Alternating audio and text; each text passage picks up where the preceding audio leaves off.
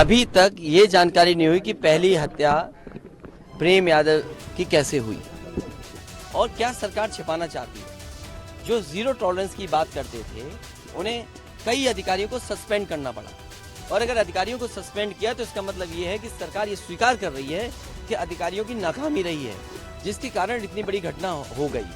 और फिर पारिवारिक चीज़ों में हम क्यों उलझें कि एक भाई ने ज़मीन बेच दी, वो भाई ज़मीन देने को तैयार है, तो ये ज़मीन का विवाद तो अलग बात है, लेकिन आखिरकार पीछे कौन है और फिर सरकार आखिरकार क्यों इसका राजनीतिक लाभ लेना चाहती है, सरकार क्यों राजनीतिक लाभ उठाना चाहती है। जीरो टॉलरेंस की बात जो करते हैं उन्हें कम से कम पूरा का पूरे दोनों परिवारों को न्याय दें। सर ये एक परिवार से मिलने ये बुलडोजर वहाँ पे मिला नहीं परिवार आपको, तो इसके पीछे क्या आप मानते हैं? देखिए मैं तो परिवार से मिलने आया, घटनास्थल गया, उस गांव में भी गया जहां घटना हुई और श्रद्धांजलि भी दी जो परिवारों की जान गई है और इस परिवार से मिला।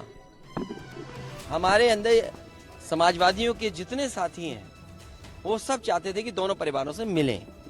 अगर वो परिवार नहीं मिलना चाहता इसके लिए मैं क्या कर सकता हूँ। अगर वो परिवार नहीं मिलना चाहता है तो हम नहीं मिले।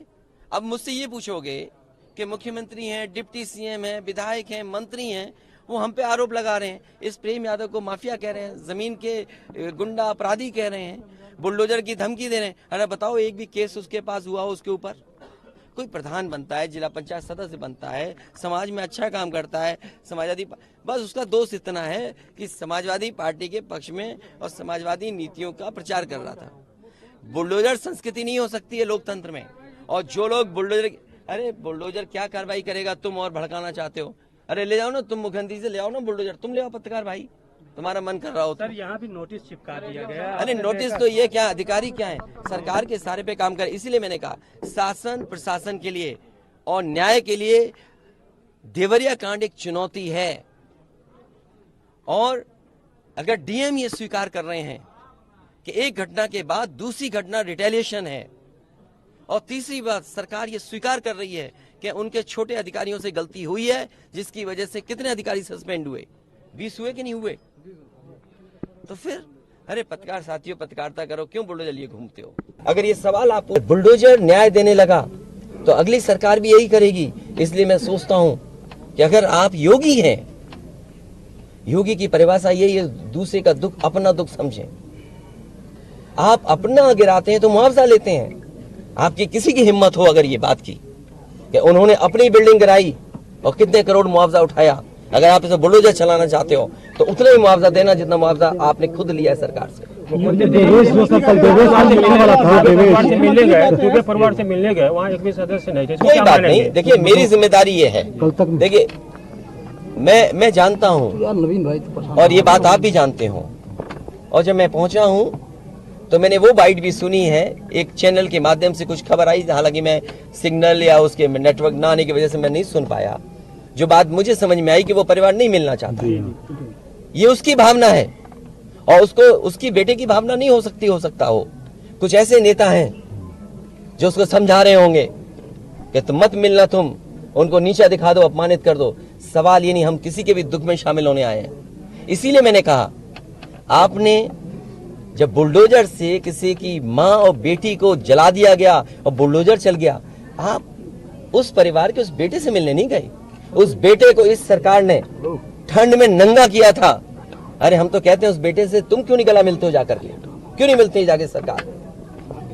यूपी में बीजेपी मैं आर्थिक सहयोग इस परिवार की भी, और अगर वो परिवार कहेगा तो मैं उस परिवार की भी मदद करूंगा।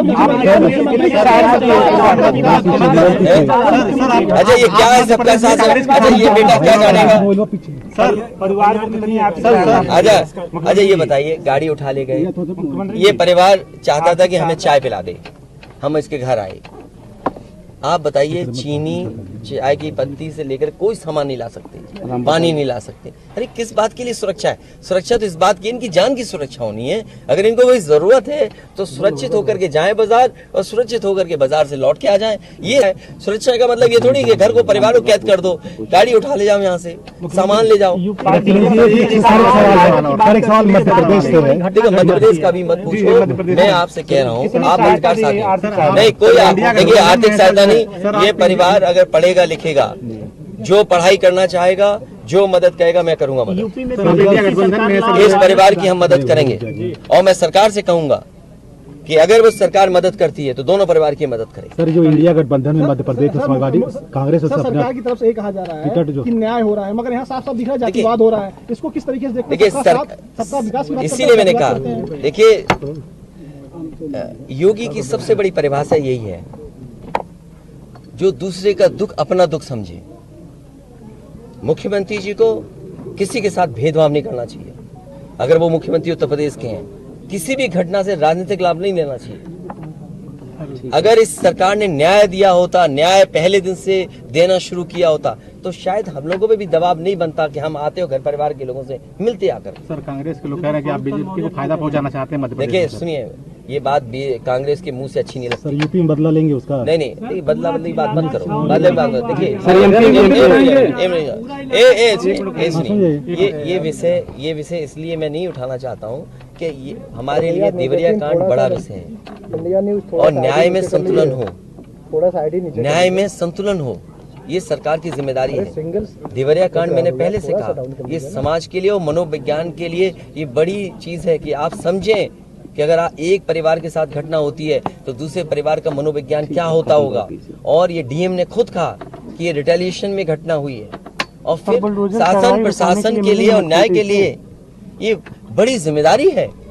भाई शासन प्रशासन और न्यायालय के लिए क्या मामूली बात है। आज तक पता नहीं है कि घटना कैसे हुई। पहली, प्रेम यादव को किसने बुलाया, प्रेम यादव वहां कैसे पहुंच गए मोटरसाइकिल से, उन्होंने कभी जमीन ली, उनका भाई बेच रहा है। अब परिवार की बातें क्या मैं बोलूंगा जो मैं जानता हूँ या आप जो जानते हैं, जो आप जानते हैं कि भाई परिवार जो था अगर जमीन बेच रहा है, एक भाई ने बेच दी जमीन, इन बातों को मैं कहूँ क्या वो परिवार अपने भाइयों के साथ कैसा व्यवहार करता था, ये बातें मैं कहूँगा क्या? ये सब आप जानते हो। इसलिए मैं आपसे भी उम्मीद करता हूँ लोकतंत्र तभी मजबूत होगा जब न्याय मिलेगा, और न्याय की भावना होती सरकार की तो खेतों में इतना कार्यकर्ता नेता नहीं दिखाई देता। ये जनता खेतों में नहीं दिखाई देती। सर, शिवपाल यादव जी कह रहे हैं कि अगर आप साथ लड़ते चुनाव तो फायदा होता दोनों लोगों को।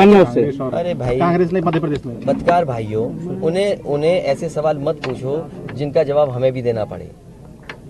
और जो बात आप कह रहे हो ना कांग्रेस की और सरकार की और जाने क्या क्या, किस नेता ने कहा? किस नेता ने कहा? कांग्रेस ने। किस नेता ने कहा है? किस नेता ने कहा कांग्रेस के? एक मिनट, किस नेता ने कहा? नाम बताओ ना। नेताओं ने कहा। अरे नेता को एक नाम बताओगे? नेता किसने कहा? हम बता रहे हैं। कमलनाथ ने कहा। क्या कहा है उन्होंने? कि मतलब हम भी चाहते थे, अखिलेश भी चाहते थे कि भाजपा को हराया जाए, उनको मजबूत जो है हराया जाए। लेकिन आप अगर कमलनाथ जी ने ये कहा है तो कमलनाथ जी पूरी बात कहें। और जब बीजेपी को हराना है तो चाहे वो कांग्रेस हो चाहे समाजवादी पार्टी, उसको झूठ नहीं बोलना चाहिए। सब मतलब वहाँ पे सर ठीक है भाई, कर दिया। ठीक है सर। देखिए ऐसा है, अरे भाई वो हम सुने नहीं थे क्या कहा था? हम भी अपने मंदिर बना रहे हैं, हमारे मंदिर में भी आना। तो सर जो हमसे सवाल पूछ रहा है नाम पता दे देना। अगर उसमें आप बुलाए जाओगे तो आपको बुलाए ना बुलाए वो लोग, मैं आपको अपने मंदिर बुलाऊंगा। हाँ तो सर ये बात बोल दूंगा तो कहोगे मैं अलग बात कर रहा हूँ। आप मुझे बताओ, इंडिया गठबंधन में जो बातें हुई, क्या मैंने कभी कहा जो बात पटना में हुई होगी, जो बात बेंगलोर में हुई होगी, जो बात मुंबई में हुई होगी, क्या बातें हुई होंगी? हम सब बीजेपी को हराना चाहते हैं और बीजेपी को इसलिए नहीं हराना चाहते हैं कि बीजेपी देश बर्बाद कर रही है। वोट नहीं डाल पाएंगे आप। आज तो आप लिए यूट्यूब लिए घूम रहे हैं, बीजेपी दोबारा आ गई तो फिर समझ लेना बीजेपी का यूट्यूब होगा।